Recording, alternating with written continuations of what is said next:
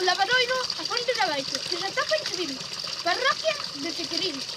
Este lavadoiro recibe o seu nome porque se atopa na zona máis baixa de toda a aldea.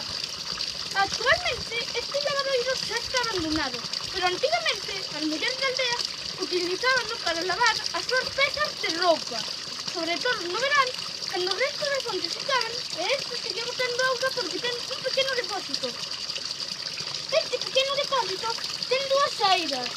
Unha, esta de aquí, a boca da fonte, e outra, esta pequena calle que leva esta opción das mulleres antes lavaban a súa roupa.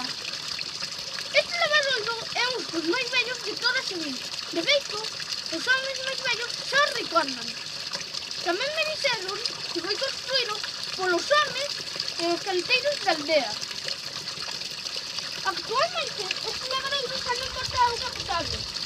Pero, o increíble é que, a pesar de ser un dos máis vellos, é o que máis auga bota. Por se non o vistedes ben, vamos a mostrar mellor as súas partes.